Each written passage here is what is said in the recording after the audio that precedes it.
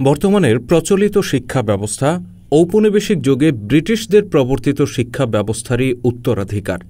এই শিক্ষা ব্যবস্থার মাধ্যমে জাতি কখনো প্রকৃত স্বাধীনতার স্বাদ পাবে না বলে মন্তব্য করেছেন অরাজনৈতিক আন্দোলন হিজবুত তৌহিদের নেতৃবৃন্দ।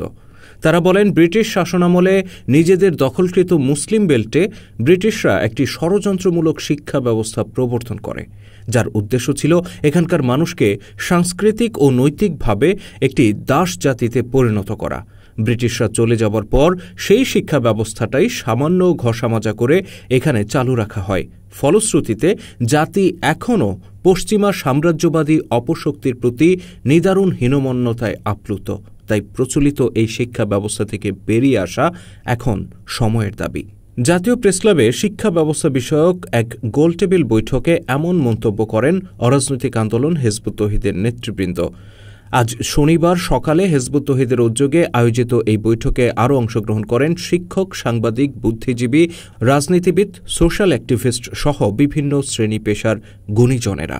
হিজবুত তৌহিদের শিক্ষা ও প্রশিক্ষণ বিষয়ক সম্পাদক সাইফুর রহমানের সভাপতিত্বে ও ঢাকা বিভাগীয় সভাপতি ডা মাহবুব আলম মাহফুজের সঞ্চালনায় বৈঠকে আয়োজক সংগঠনের পক্ষ থেকে বক্তব্য রাখেন সংগঠনের যুগ্ম সাধারণ সম্পাদক রুফাইদাহ পন্নী, তথ্য সম্পাদক এস.এম. শামসুল হুদা, সাহিত্য সম্পাদক রিয়াদুল হাসান প্রমুখ। তারা প্রচলিত শিক্ষা ব্যবস্থার তীব্র সমালোচনা করে বলেন, এখানে একদিকে স্কুল কলেজ ভিত্তিক সাধারণ শিক্ষা ব্যবস্থার মাধ্যমে মানুষকে আয় রোজগারের পথ দেখানো হচ্ছে, কিন্তু নৈতিক চরিত্র বা আত্মিক পরিশুদ্ধির কোনো ব্যবস্থা রাখা হয়নি।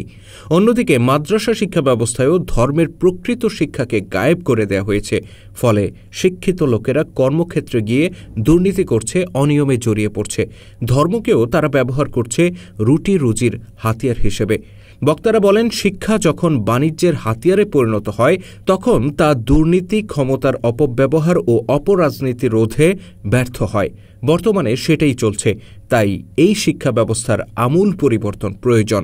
প্রচলিত দ্বিমুখী শিক্ষা ব্যবস্থা বাদ দিয়ে প্রয়োজন এমন একটি ভারসাম্যপূর্ণ শিক্ষা ব্যবস্থা যেখানে জ্ঞান, বিজ্ঞান ও কর্মমুখী শিক্ষা যেমন থাকবে, পাশাপাশি ধর্মের প্রকৃত শিক্ষার মাধ্যমে মানুষের নৈতিক চরিত্র ও আত্মিক পরিশুদ্ধির ব্যবস্থাও থাকবে। বক্তারা জানান, হিজবুত তৌহিদের ইমাম হুসাইন মাহমুদ সেলিম এ বিষয়ে তৌহিদ ভিত্তিক আধুনিক রাষ্ট্র ব্যবস্থার শীর্ষক পুস্তকে বিস্তারিত প্রস্তাবনা তুলে ধরেছেন। এই প্রস্তাবনা বাস্তবায়নে তারা সকলের সমর্থন ও সহযোগিতা কামনা করেন।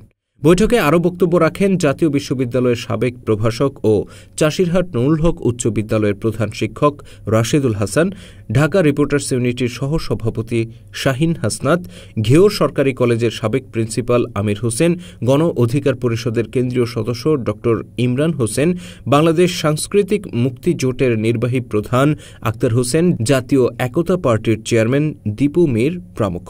এ সময় তারা হিজবুত তৌহিদের প্রস্তাবনাকে স্বাগত জানান এবং নিজেদের মতামত তুলে ধরেন।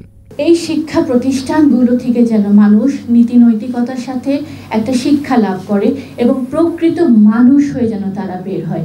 কিন্তু আমরা যেটা দেখতে পাচ্ছি যে রাজনৈতিক পট পরিবর্তনের যে ফলশ্রুতি এবং ঘটনা প্রবাহের ফলে তারা যে স্বপ্ন নিয়ে এই প্রতিষ্ঠানগুলো দিয়েছিলেন সেটা কিন্তু আসলে বাস্তবায়ন হয়নি। টিচারকে জুতার মালা পরিয়ে যে ইউনিভার্সিটিতে, কলেজে অপমান করা হচ্ছে, এটাই প্রমাণ করছে যে আমাদের শিক্ষা ব্যবস্থাটা কিভাবে ধ্বংস হয়েছে। সেখানে কোনো নীতি নৈতিকতা নেই, সেখানে কোনো সম্মান নেই, সেখানে কোনো রেসপেক্ট নেই, বড়দের প্রতি কোনো কিচ্ছু নেই। তো আমাদের এই অবস্থা থেকে আসলে পরিত্রাণের উপায়টাই কিন্তু হিজবুত তৌহিদ বারবার তুলে ধরছে। আমরা এটাই বলছি যে এই এডুকেশন সিস্টেমের কিছু সংস্কার করে আসলে সম্ভব হবে না। এই সমস্ত ব্যবস্থাটাই পরিবর্তন করতে হবে। We have to change the system.